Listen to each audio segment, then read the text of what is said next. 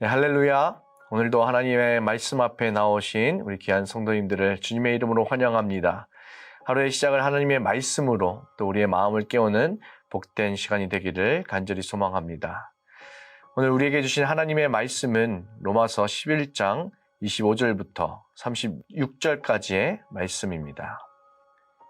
형제자매 여러분, 나는 여러분이 이 신비한 비밀을 알기를 바랍니다. 그것은 여러분이 스스로 현명하다고 생각하는 일이 없게 하려는 것입니다. 그 비밀은 이러합니다. 이방 사람의 수가 다 찰 때까지 이스라엘 사람들 가운데서 일부가 완고해진 대로 있으리라는 것과 온 이스라엘이 구원을 받게 되리라는 것입니다. 그것은 성경에 이렇게 기록되어 있는 바와 같습니다. 구원하시는 분이 시온에서 오실 것이니 야곱에게서 경건하지 못함을 제거하실 것이다. 이것은 그들과 나 사이의 언약이니 내가 그들의 죄를 없앨 때 이루어질 것이다. 복음의 관점에서 판단하면 이스라엘 사람들은 여러분이 잘 되라고 하나님의 원수가 되었지만 택하심을 받았다는 관점에서 판단하면 그들은 조상 덕분에 하나님의 사랑을 받는 사람들입니다. 하나님께서 주시는 고마운 선물과 부르심은 철회되지 않습니다. 전에 하나님께 순종하지 않았던 여러분이 이제 이스라엘 사람의 불순종 때문에 하나님의 자비를 입게 되었습니다. 이와 같이 지금은 순종하지 않고 있는 이스라엘 사람들도 여러분이 받은 그 자비를 보고 회개하여 마침내는 자비하심을 입게 될 것입니다. 하나님께서 모든 사람을 순종하지 않는 상태에 가두신 것은 그들에게 자비를 베푸시려는 것입니다. 하나님의 부유하심은 어찌 그리 크십니까? 하나님의 지혜와 지식은 어찌 그리 깊고 기쁘십니까? 그 어느 누가 하나님의 판단을 헤아려 알 수 있으며 그 어느 누가 하나님의 길을 더듬어 찾아낼 수 있겠습니까? 누가 주님의 마음을 알았으며 누가 주님의 조언자가 되었습니까? 누가 먼저 무엇을 드렸기에 주님의 답례를 바라겠습니까? 만물이 그에게서 나고 그로 말미암아 있고 그를 위하여 있습니다. 그에게 영광이 세세에 있기를 빕니다. 아멘. 우리가 계속해서 로마서 말씀을 통해서 이 구원에 대해서 살펴보고 있습니다. 구원은 나에게 달려있는 것이 아니라 오직 하나님의 은혜라는 것이 바로 이 로마서의 핵심이죠. 구원은 내가 다른 사람보다 도덕적으로 나아서 받는 것이 아닙니다. 또 우리가 교회 열심히 다니면서 봉사도 많이 하고 또 우리가 헌금도 많이 하면서 또 믿음이 더 커 보이는 어떤 행위로 구원을 받는 것도 아닙니다.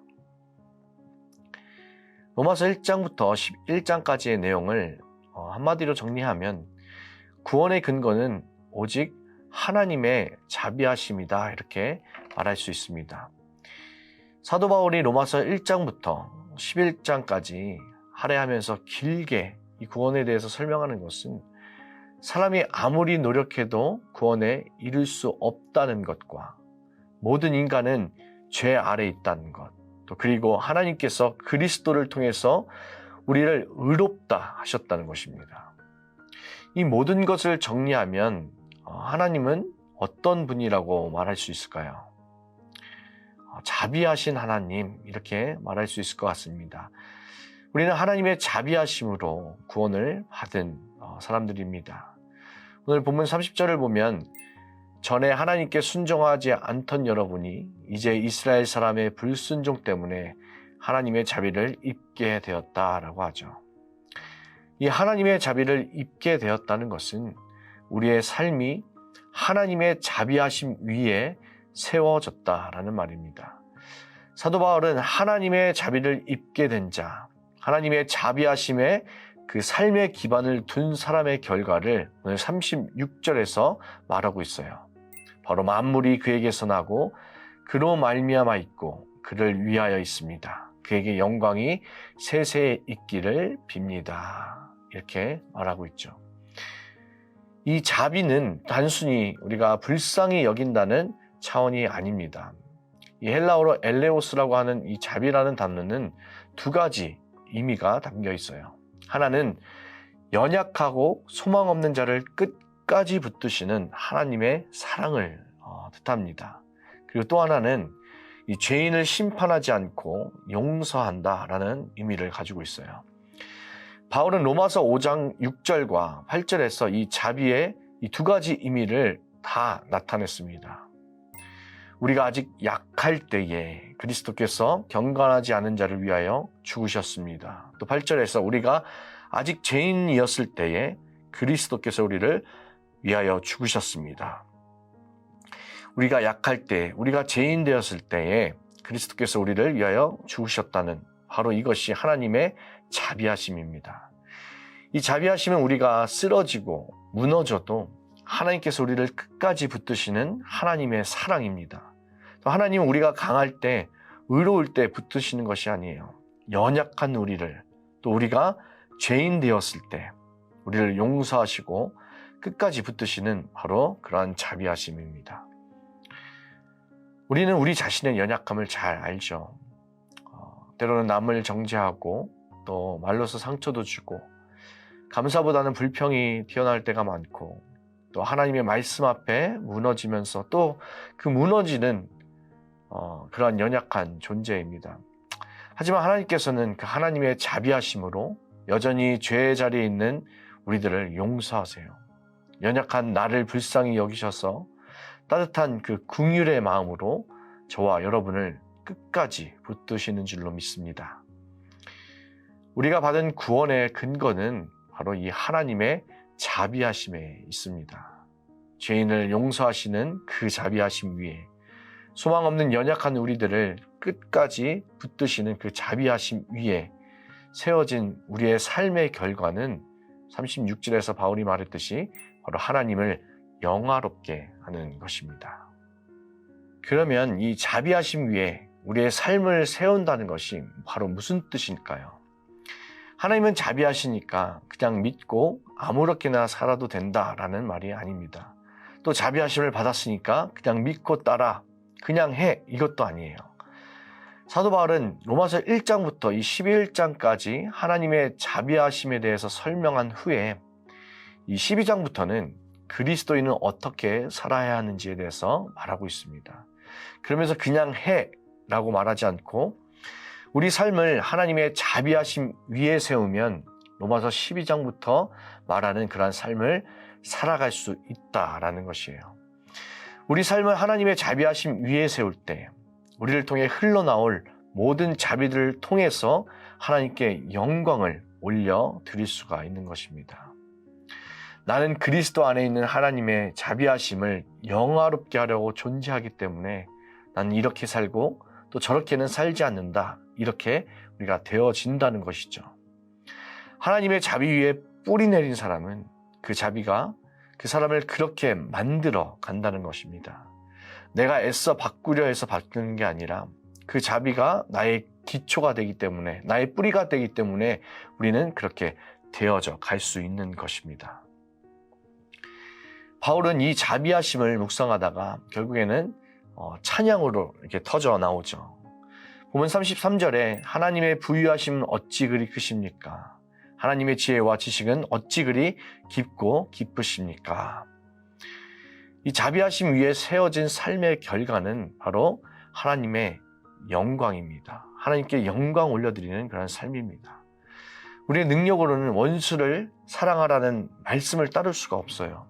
원수를 사랑하고 악을 선으로 갚을 수 있는 능력이 우리에게는 없습니다. 우리가 하나님의 자비하심에 기반을 두고 그 자비하심에 우리의 삶이 서 있을 때 우리는 자비를 베풀 수 있고 하나님을 높일 수가 있는 것이죠. 얼마 전에 미국에서 그 찰리 커크라는 사람이 총을 맞아 안타깝게 사망하는 사건이 있었죠. 그 장례식에서 그의 아내가 그 총을 쏜 그 범인을 용서하는 그 장면은 바로 하나님의 자비하심에 기반을 둔 사람이 자비를 베풀고 하나님을 높이는 것이 무엇인지를 보여주는 그러한 장면이었습니다. 그렇게 고백하죠. 아버지 저들을 사하여 주옵소서. 자기들이 하는 것을 알지 못하나이다. 이 누가복음 23장 34절 말씀을 하면서 예수님께서 그렇게 하셨고 남편의 뜻도 그럴 것이라며 나도 내 남편을 죽인 사람을 용서하겠다는 그 외침은 엄청난 복음이었습니다. 여러분, 이것이 바로 자비 위에 세워진 삶이라고 할 수 있습니다.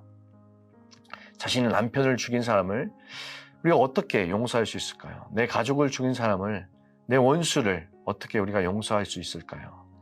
내 감정으로는, 나의 능력으로는 할 수 없습니다. 세상은 원수를 갚아야 한다, 복수해야 한다, 또 정치적 이념으로 나눠서 갈등으로 가져가지만 하나님의 자비하심에 서 있는 삶은 다릅니다. 로마서 12장 9절에서 바울은 이렇게 말해요. 사랑에는 거짓이 없어야 합니다. 악한 것을 미워하고 선한 것을 굳게 잡으십시오.